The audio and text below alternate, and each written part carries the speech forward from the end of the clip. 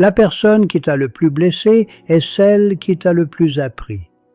Et tu sais exactement de qui je parle. Quand cette personne est venue à ton esprit maintenant, ce n'était pas un hasard. C'est parce que quelque chose, là, n'a pas encore été complètement résolu. Et tout ce que nous ne résolvons pas, nous le portons, sans nous en rendre compte, partout où nous allons. Pense à ce que cette personne t'a fait.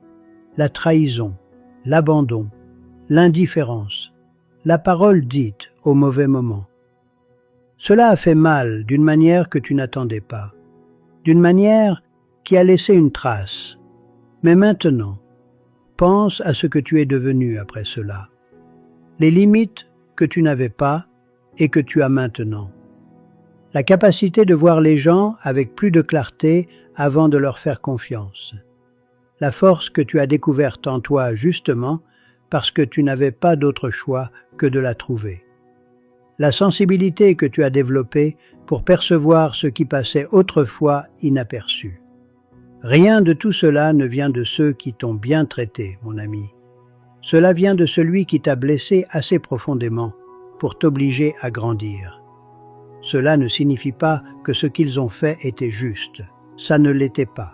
Cela signifie que tu as été capable de transformer quelque chose qui est venu pour te diminuer en quelque chose qui t'a rendu plus grand.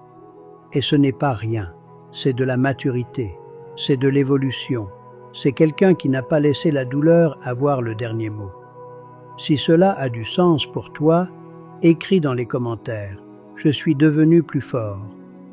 Écris comme quelqu'un qui reconnaît que même le moment le plus douloureux qu'il a vécu a contribué à renforcer son esprit et son mental. Tout n'arrive pas avec douceur, mon ami.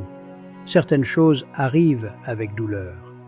Mais la leçon qu'elles laissent est celle qui transforme le plus. Et si tu veux approfondir ce processus d'évolution intérieure, participe au parcours de 30 jours. Le lien est dans mon profil.